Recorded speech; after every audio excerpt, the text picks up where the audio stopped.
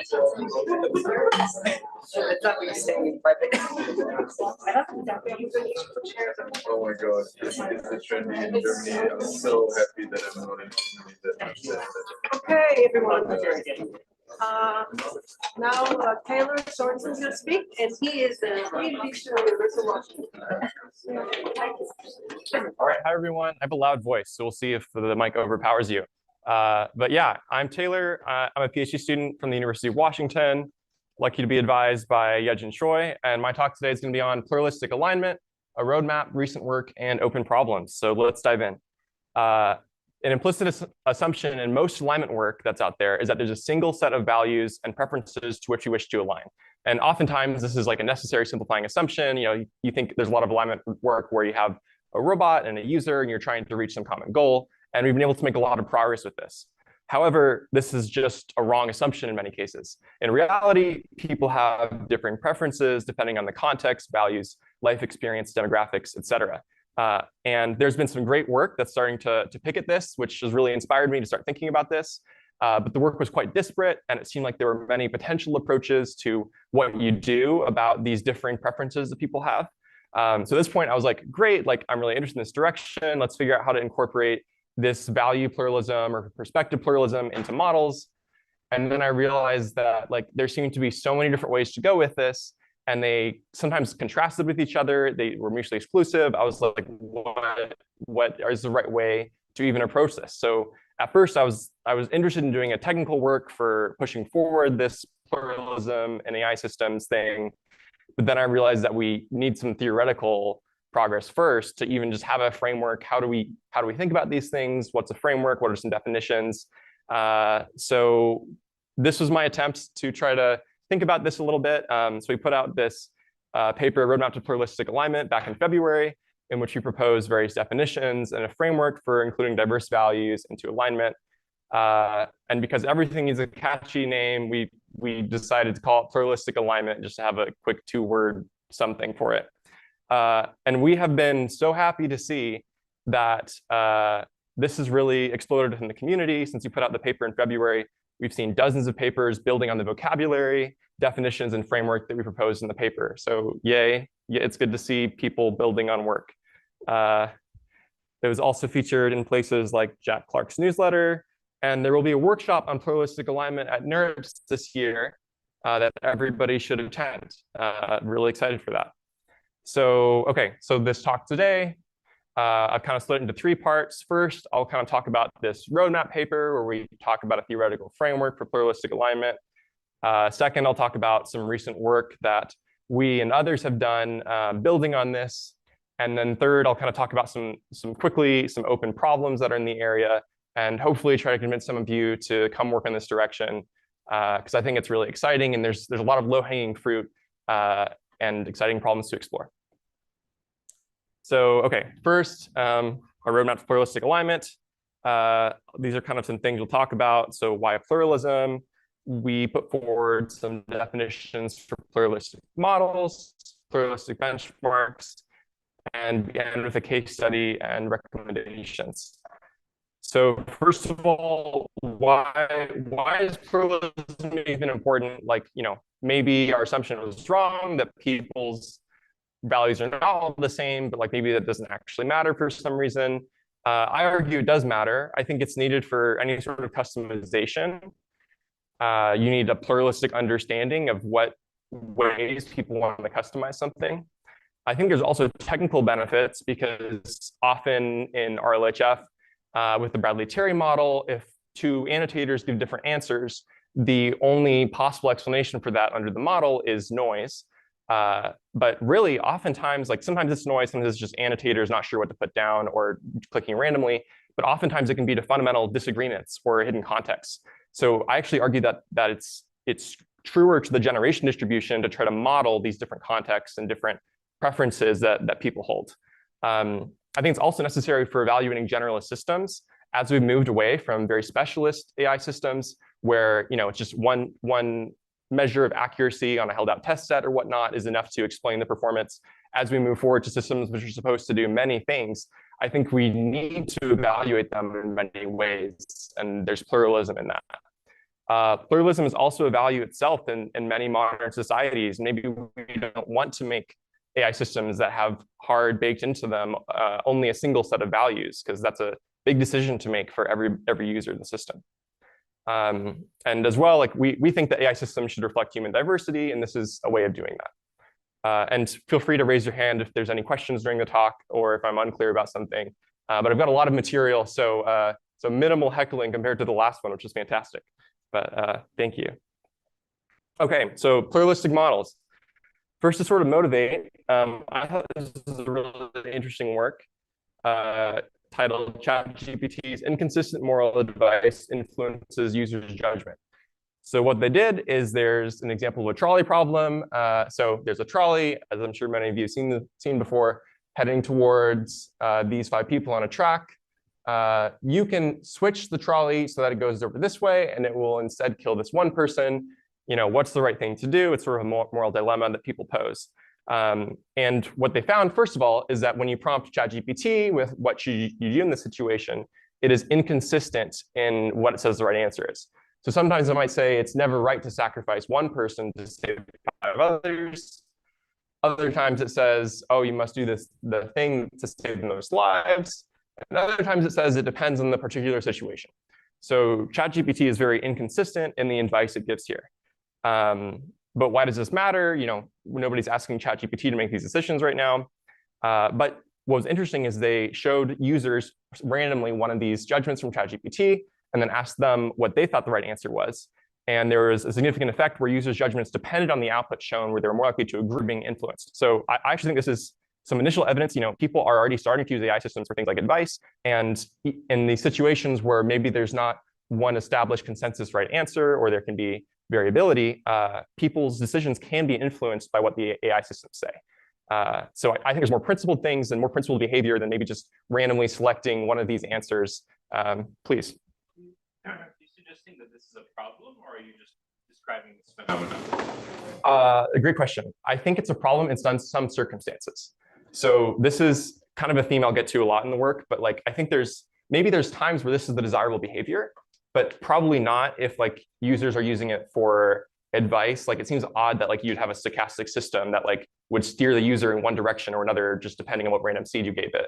But I think if I ask like a random one of my friends, you know, for relationship advice, totally. I'm not sure that this is that much different than how I interact with people. Yeah, so fantastic question. Just to flag post a little bit. So this actually may be desirable in the case, like in one of the definitions we propose is that of distributional pluralism, or in other words, that it should just like model the distribution. So for example, if it's trying to like model your friends, or like you want it to be the same distribution as that, and like maybe 2/3 of your friends would say this and 1/3 would say this, then like maybe one form of pluralism would be to imagine a system behaving, which I'll get to, and let me know if that doesn't answer your question later. But I think I should get to that.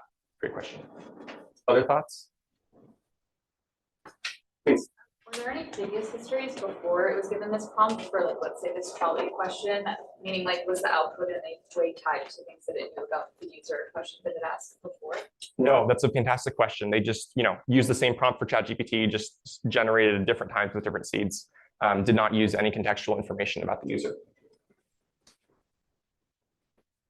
Okay, so moving on. So we introduced a few definitions. What are some different ways? Oh, apologies. Back to the question. Yep. Well, imagine you ask like 100 times. Do you qualify how many times which answer is?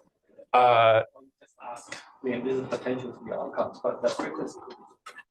I imagine the frequency is different, and there's going to be some distribution over answers. I don't happen to know what the distribution was over these answers, but yes, for stochastic models like these, it's probably not uniformly distributed. Agreed. Okay, so I said that like maybe this isn't the most ideal behavior in all circumstances. What could be different? So we introduced this idea of Overton pluralism, which is inspired by the idea of an Overton window in computer science, or in political science, which is basically the idea of like all possible, reasonable policy positions that are currently being debated and things that people consider unacceptable or kind of outside of the Overton window. So an example of what an Overton pluralistic answer might look like, kind of tell you all of the answers in one free text response and say something like different schools of thought might give different answers. For example, according to utilitarianism, the right thing to do is to save the most lives regardless of how it occurs. Whereas the deontologist might say that you have a duty to do no harm, that it would be wrong to you divert the trolley, et cetera, et cetera. So, just to formalize this a little bit, we imagine if you have some query that you answer, which may have more than one answer that people think is reasonable. So we have this idea of a reasonable answer. The Overton window is a set of all the reasonable answers for a particular question. And we say that a response is Overton pluralistic, quote unquote, if it includes all of the answers that are inside the Overton window. And a model is Overton pluralistic if it outputs Overton pluralistic answers in response to questions. So please. Yeah, so that's the stickiest part of this, right? So I think there's many ways to do it.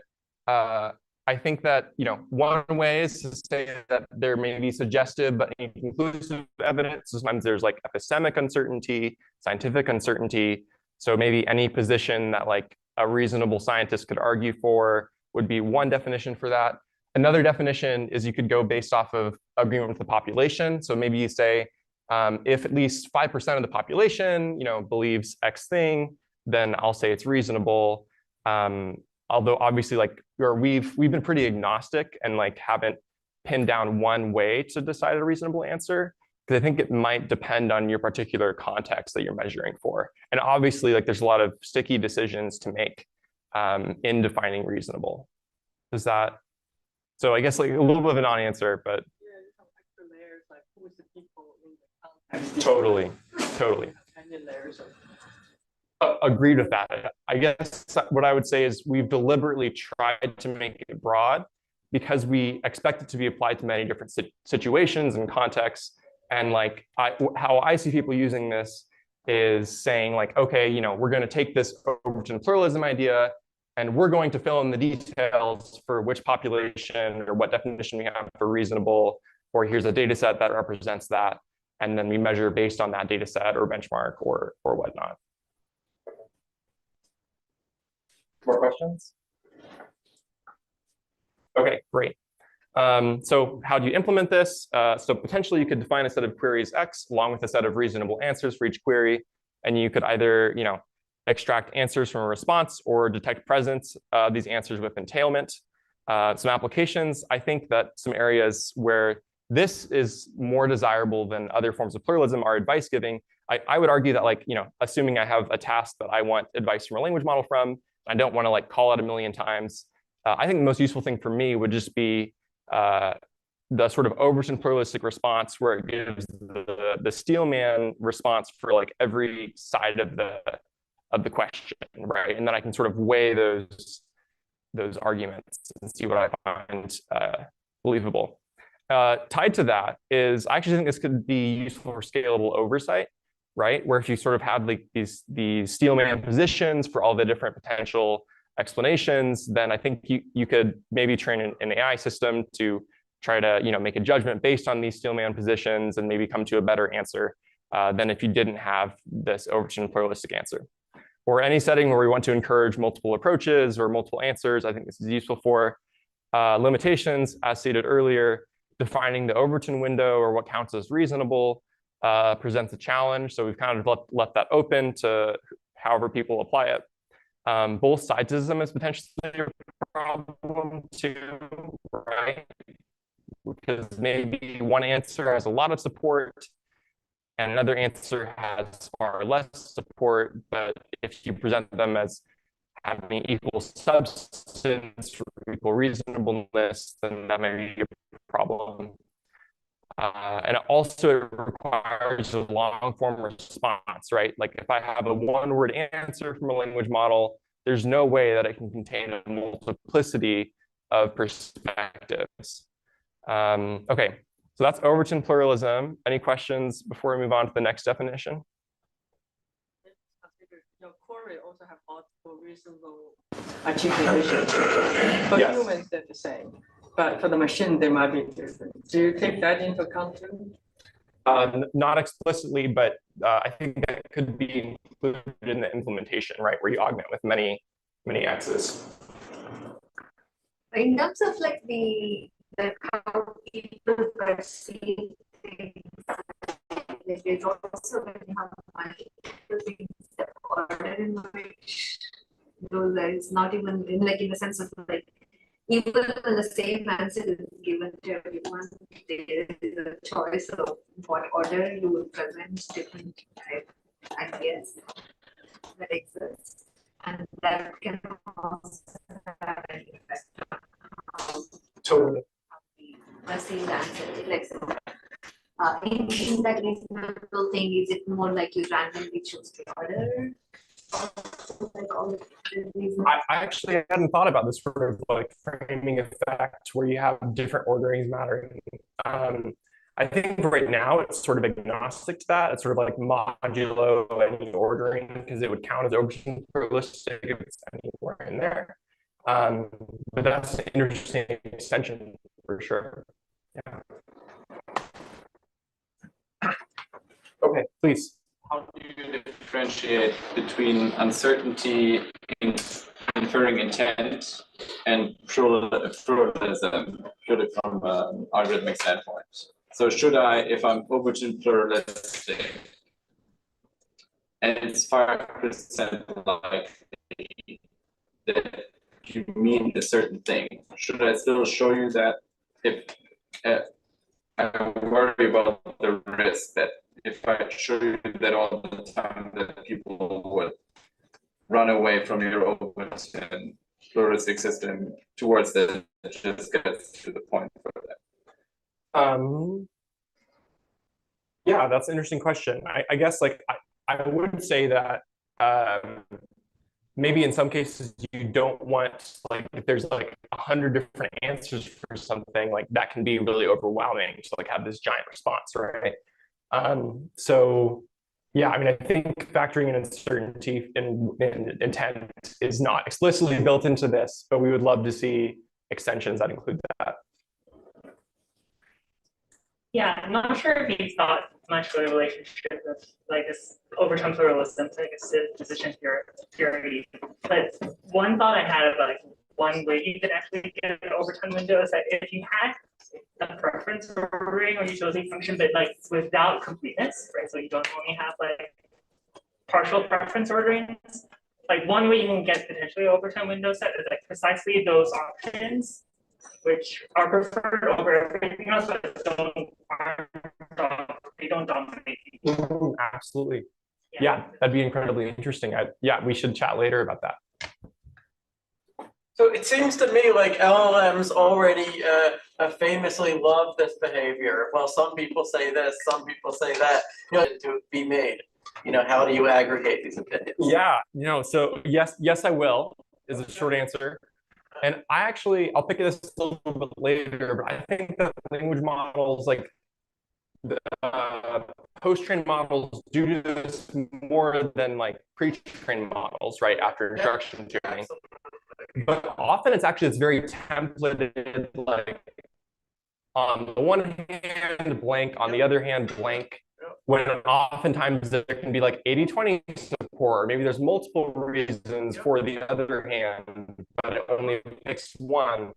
So I think that there's actually some real weakness there, and we show in some later work we can improve upon, you know, even very strong post-trained RLHF models. Cool. Okay, I'll move on for the sake of time.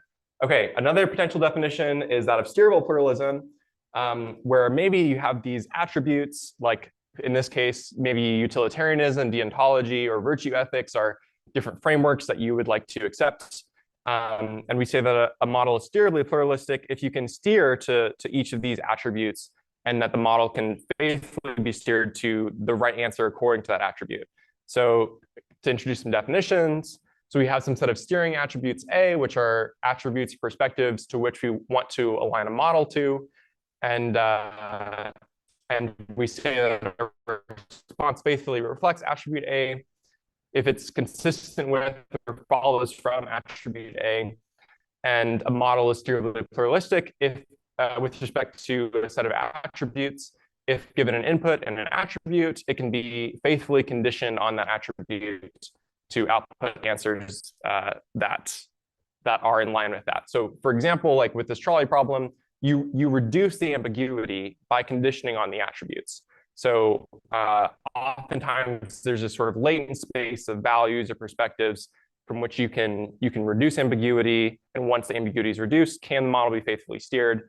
A model that's not steerably pluralistic maybe would like always give one of the answers no matter which attribute you conditioned on, or would like arbitrarily sample one of the answers regardless of which attribute you conditioned on. So can models faithfully sort of segment the space is this definition. So how do you implement this? Potentially have value-specific annotations or rewards, and you can measure per attribute faithfulness. Applications, customization is very important for this.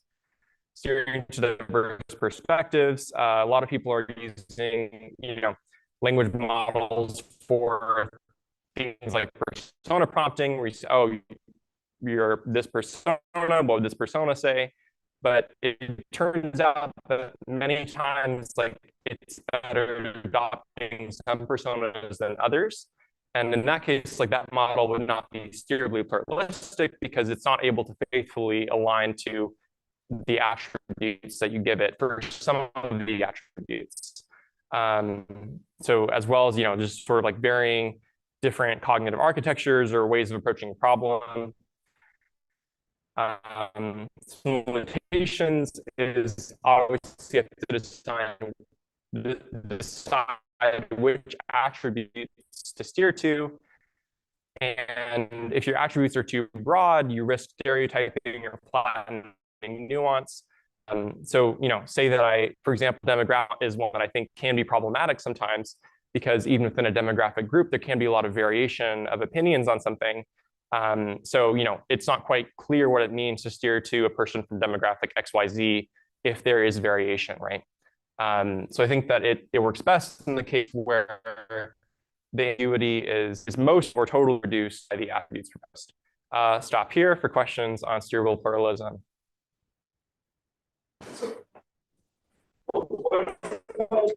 Just saying strictly that don't trust.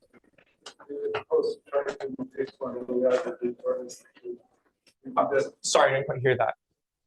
What about stating I'm not a person, don't trust me, and here making explicit that this is not a person, as opposed to trying to take some variety of opinions. I'm not sure I understand the distinction there. They try to have some machine influence other, trying to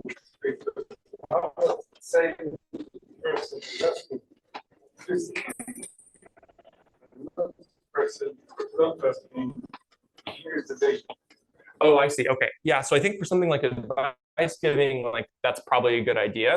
And it's a discussion on like how do we want language models to behave, and then you get into these questions of anthropomorphism as well. Yeah, so I think that's an interesting question. It kind of like lies outside of the definitions I'm representing, but it's it lies outside because this is one of the options, right? They say this is it's not outside. Yeah, well, I guess what I would say is like we may say that we don't want steerably pluralistic models for ethical questions, and we just don't want language models to say anything, and that would be a reasonable behavior. Question. Just trying to see to what extent is it the problem is basically the default businesses. They have to understand that they sample from a probability distribution, so don't use suicides to kind of things based on it. And on differences, where you just like basically you can check everything you're saying, but I might be wrong. So you can just imitate this thing. But the query, you sample answers, by the way, a different answer, get a different one. Can you give me a list of answers? It looks like from the existing things, all those definitions can be very easily, well, I'm wrong, so what is the value of kind of trying, to kind of imitate this as opposed to saying, listen, it's a machine, you have the power to do a lot of cool things. Yeah, good question. So I think that one thing I heard in there is that prompt away here is we're missing a lot of information because quick prompt, one example, is just are good at doing this, where you say you're a person of XYZ demographic, what would you say to this? And they're just taking the answer as true. When I actually think we need to do a lot more systematic measuring of when that works and when that doesn't. I think there's a lot of examples like that. I think that building up evaluations is one area where having distinct approaches is important, as well as for model behavior, like notice like this is very different, the first behavior I described. And maybe in one type of model, for one type of deployment, we want one behavior, for another, we want another behavior. And alignment is to boost that behavior over other potential decisions. Or maybe we want none of these behaviors. And maybe these are just pluralism is the wrong framework for whatever task we care about. I guess, I agree with the framework is fantastic, the definition making understanding is fantastic. I guess maybe my question would be, assume we do this kind of the framework and this, now let's say we settle on the choice, durable or whatever. Would your implementation be basically black box, relatively simple black box systems implemented things we have underneath the beginning? Because one really we need to understand particular this is kind of getting a little bit at the same question before. It's like, oh, well, language model pre-training is really like something else there. So like, at least right now, I'm thinking about are more post-training techniques. I do think that post-training will help over merely prompting, and I think that'll be necessary.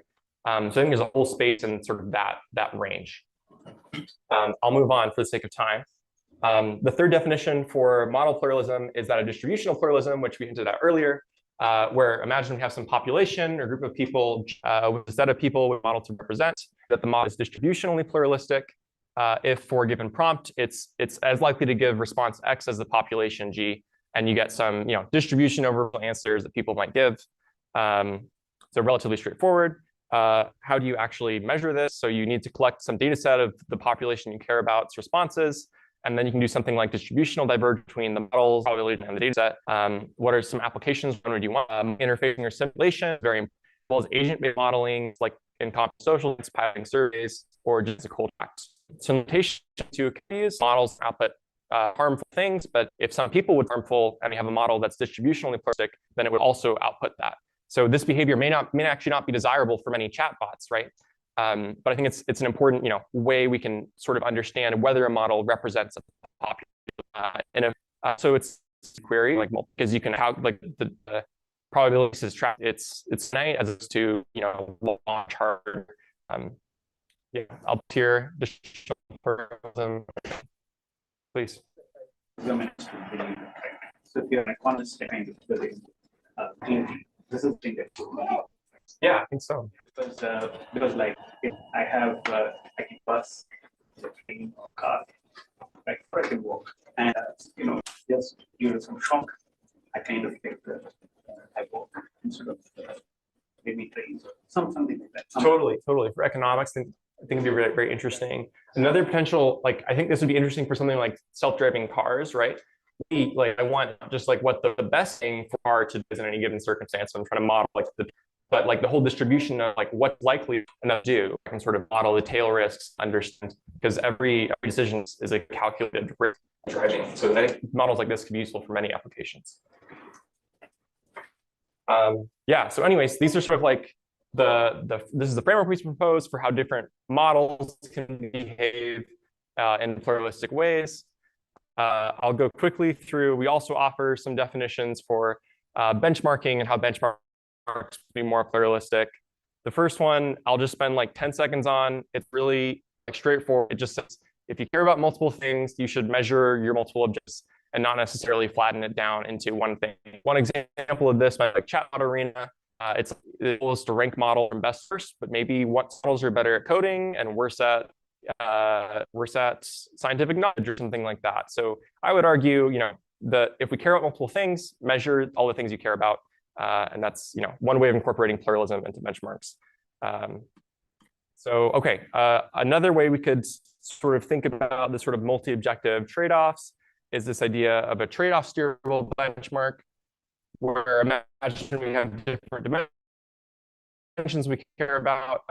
Like, for example, we care about models being helpful or harmless. In the extreme, a harmless model would just always refuse to help a user, whereas like a very helpful model could help with these very harmful requests. Right now, we're trying to get both, but oftentimes they can sort of go against each other. So we propose this type of benchmark trade-off steerable, where maybe if you have these multiple objectives that you care about, you measure them separately, and you can kind of like the steerable pluralism where you condition on an attribute. In this case, we condition on sort of like how much weight each of the attributes that we care about, something, sort of just like a linear function that aggregates the attributes together. And we say that a benchmark is trade-offs if we can kind of give a model different functions to trade off competing objectives, and it's able to steer along the Pareto frontier to match, to a version of a trade-off function. Yeah, it's useful for customization or maybe application specifics where you want to derail some rare. Last definition we propose is that of jury pluralism. So imagine you have some jury or population of annotators. So it's their own or function, whatever you want to call it. And you need to be able to model each individual on their own. And then what you do is once you have a good model of a population of individuals, you can aggregate them with the welfare function to sort of get a good way to trade off between competing objectives. Lots of work on social welfare in this sort of space, trying to build on that.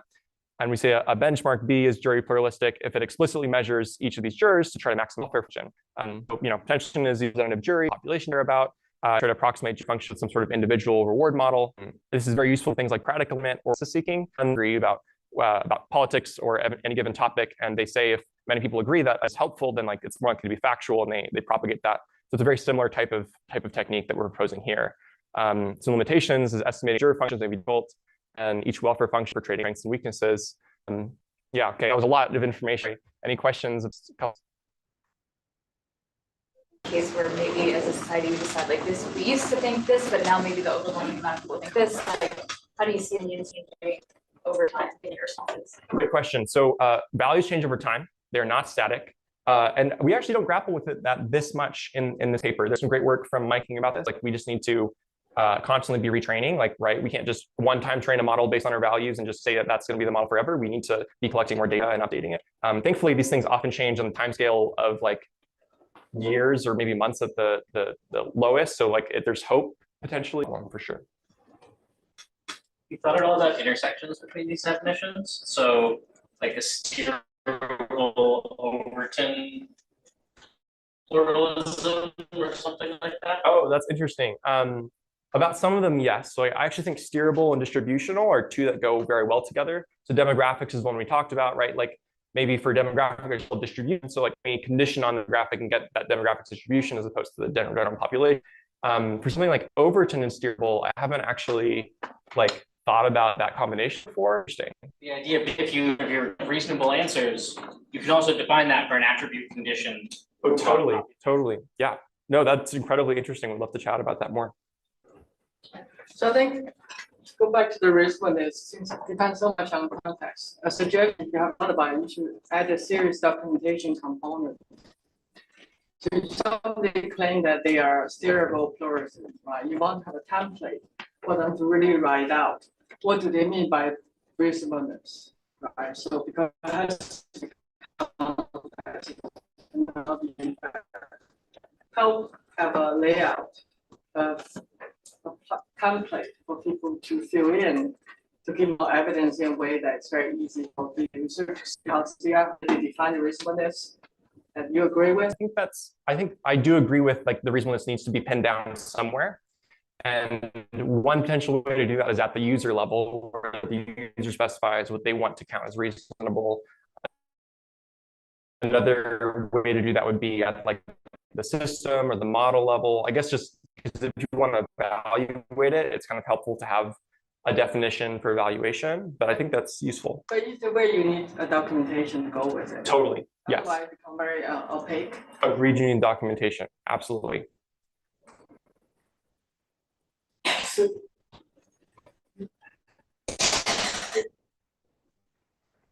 use the word journey, so I just want to go a little bit on this. So if you think about really interesting concept that we'll have in like legal setting is to deal with pluralism is to agree on an appropriately shallow level so that deeper disagreements are not so, as opposed to doing a deep dive and saying on the different foundational places. With the idea being that if to make a decision correctly, one doesn't necessarily have to get, but at this level, we can. This seems like the reality of pluralistic reasoning is there's like Sorensen has this paper and this work on something called completely theorized papers, right? So the question is, do you see this work on pluralism in this context being able to engage? Yeah, so I'm actually incredibly excited about things like computational democracy. And I'm a student researcher right now at a team at Google DeepMind that has some really exciting work coming out in that direction. So yes, like I think that like oftentimes there's an appropriate level of abstraction, right? So like if we're dealing about policy, maybe different interest groups may agree on a policy, but they may have very different motivations for that. And obviously, like, you know, in the end, we don't need to all agree on our motivations to come to a conclusion, but the policy level is sort of the correct abstraction. So yeah, I'd love to, I think it's a really interesting thing and I'd love to engage that more. Haven't done so much of that in this work explicitly, but we should chat later. Okay, please. Yes, my question is about the whole area of pluralistic alignment. Like one way to view this is that we have pluralistic and alignment. Well, pluralistic is thinking about how to aggregate human preferences as a whole, almost taking the alignment as a black box. And alignment is, once I have a representation, how to align a system with perhaps very complex human preferences. And I think the community has definitely approached both of these separately. I can think of social choice as having done amazing work for decades on thinking about how to align a system. You're thinking about bringing these two together as a whole pipeline. Can you comment on like what exciting foundational research can be really done with one whole pipeline? Like what is the bigger agenda that we could be working on at the whole intersection? Yeah, great question. I would argue, so I guess I think the intersection is important because, for example, all these definitions I think are like you need to think about them in tandem in order to be able to advance there. I think this is kind of a cop-out answer. I think it's very application dependent. Like things like computational democracy, it's much more get like the sort of jury pluralism, get like, and with that sort of end goal in mind of like, oh, how can we or are happier with? Like that seems like one very particular context where one definition is very useful. But whereas related to alignment, that again seems to be how to aggregate preferences and what kind of definition to shoot for are absolutely important. But how does that interact with the alignment context as important and then trying to go for alignment? Yeah, so I guess maybe and we should chat more later, but I think maybe one place I see this, they changed this, right? Like for example, post-training with like instruction tuning in RLHF, I argue decreases distributional pluralism, maybe increases Overton pluralism to some degree, but like in some weird way. And like that's the decision we're making, right? But I think as we start to deploy AI systems like that are working with different humans, we need to understand how those different preferences interact with a particular AI system and what it's been aligned to do. So I actually think the sort of like post-pluralism and alignment that need to be addressed there. Yeah, but let's reach out, please. So our hypothesis is that current alignment techniques can reduce distributional pluralism with respect to the population of internet users. Why is this? So the pre-training cross-entropy loss encourages language models to model the population of internet users roughly proportionally to how much text they have on the internet. And current alignment post-training does not have this property. There's some initial evidence for this in the opinion QA paper with the Jurassic and GPT-3 family of models. And with the global opinion QA work from some models to try to see if there really is something here. So what we do is we have some data sets where we have a population of distributions over answers, and then, between the model distribution over answers and the population distribution over answers for Llama, Gemma, and GPT-3 family models, and up in similarity or increase in distance from the pre-trained models to the post-trained models. So we take this as some evidence that we're sort of like losing this distribution. And one other note in here is that it seems like these post-trained models, they have very spiky distributions, like they tend to spread out. Their logits much more, which tends to fit the population of the values that a model is representing in the sort of post-training phase. So, is this good, is this bad? Depends on the context probably, but just something for us to engage with as a community. Okay, so recommendations for the paper, we argue for and formalize definitions for pluralism in AI systems and recommend more research into fine-grained pluralistic evaluations, continuum techniques to create more pluralistic models. We won't spend too much time on this. There's so much work that you all should check out, but I'll talk about some recent work, both from some extensions from the community and open problems. So some cool follow-up works. So this is one paper which has further decreasing distributional pluralism, but also, as others have noted, it seems like RLHF models tend to sort of do this like, oh, on the one hand, on the other hand. But this group finds that the Overton pluralism increases post RLHF. So it's interesting to see that explored more. There's this benchmark as well, Persona, which is a benchmark for steerable pluralism. There's this great thesis as well, steerable alignment with conditional multi-objective preference optimization, which extends a steerably pluralistic framework and introduces techniques for steerable pluralistic models. There's this pluralistic alignment framework, PAL, which uses an ideal point model for learning a latent space for heterogeneous preferences and explores steerable word modeling. There's this Max-Min RLHF work, which is sort of a jury pluralistic approach to alignment, where the welfare function is just maximized. Like, go check out all these papers. There's a whole community building over this, and it's really exciting to address all three kinds of which I'll just go through very briefly. So some background is purpose black box LLM, which interacts with a pool of knowledge cards for enhanced knowledge and factuality. They're smaller, independently trained specialist models. There's also this other paper called community LLMs, where they have LLMs representing particular perspectives of one community by just continued pre-training on corpora from that community.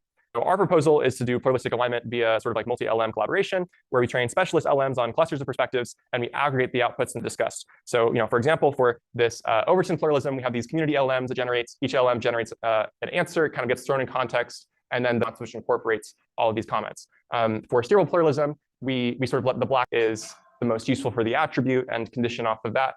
And then for distributional pluralism, we have, again, these specialist community LMs, and then we aggregate the distributions later to get some experiments. We take 6 community LMs trained on partisan political corpora, less news data and social media data using the base model of Mistral 7B. And then for Overton steerable, we also need this black box model. So we use Llama 213B and ChatGPT, so it's stronger models for the black box model. And we also try, again, just to kind of explore the difference between pre-trained and post-trained models. So what baselines we compare to? We compare to just vanilla large language models, just prompting specifically for pluralism, where we say, incorporate all the different perspectives, and we see if we can beat that, which, spoiler, we can.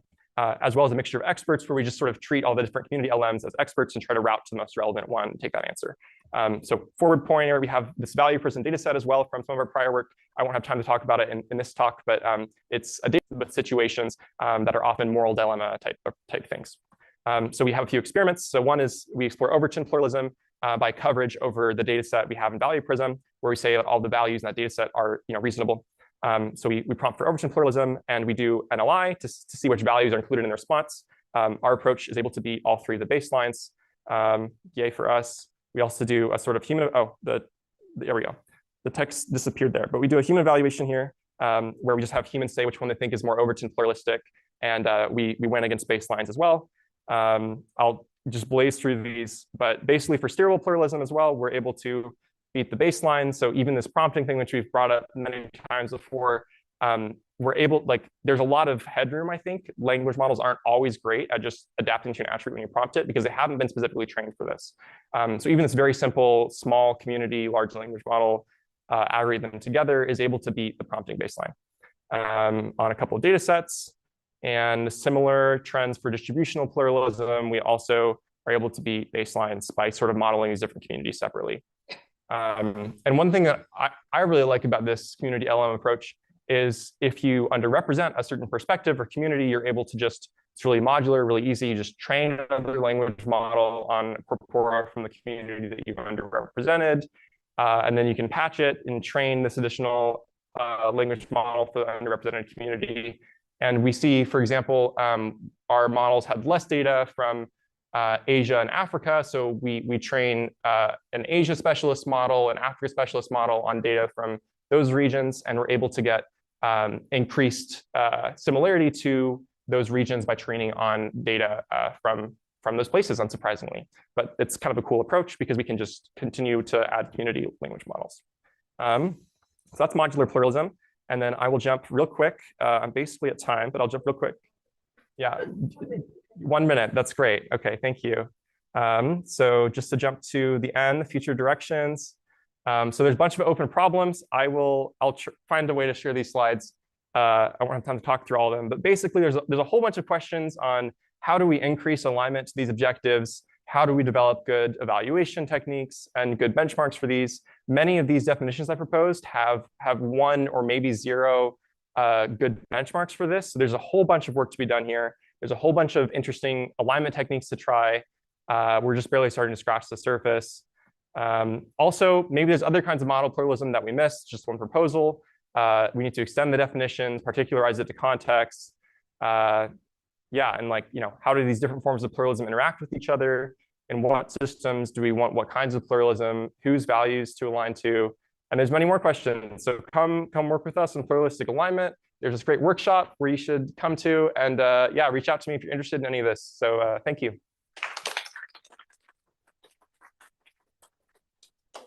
You can answer questions while we set up the panel.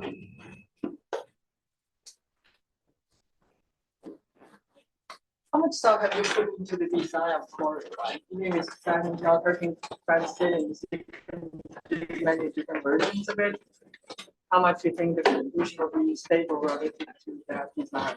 Do you mean, let's see, like something sort of like language models aren't robust to like different prompting techniques? So like, yeah, I mean, I think that I don't have a better answer than like trying to cover many different techniques or many different approaches, right? Or if you train with one approach, you just need to do at inference the same approach. Yeah, I don't have any magic answers beyond that, but I think we need broad coverage there. So I'm also curious, from what I understand of language, one aspect is what you presented here, which is kind of the different legitimate viewpoints that you presented as a training data, and the other is kind of the things like, well, we don't want like pictures of parents being children or something like that. So even though they kind of data to suppress these points, maybe they don't want to erase this, so you there's a new kind of concept to this. How different does this kind of suppression kind of thing or like lying for the sake of like not being racist? How does it work? Yeah, this is a fantastic question. This is generally the default should be to be very inclusive, I think. So as a default, I think it's great to have systems that include many different values and perspectives. However, we also just decide as a society that there's some things that like there's some perspectives we don't want to propagate, like hateful perspectives or racist perspectives, et cetera. So I think it's sort of like a bottom up as a default, but then like it's totally appropriate, I think, to apply top down restrictions, but you should have like very justified reasons for doing any sort of viewpoint suppression in that case. But this is an orthogonal kind of no, it's very related. Thank you very much. Yes, thank you. Reach out to me later if you have more questions. Thank you. Guys, come up. And Scott is up there too? Yeah, he went to the.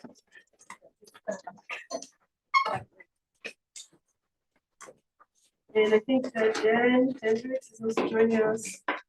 Thank you. Please take a seat.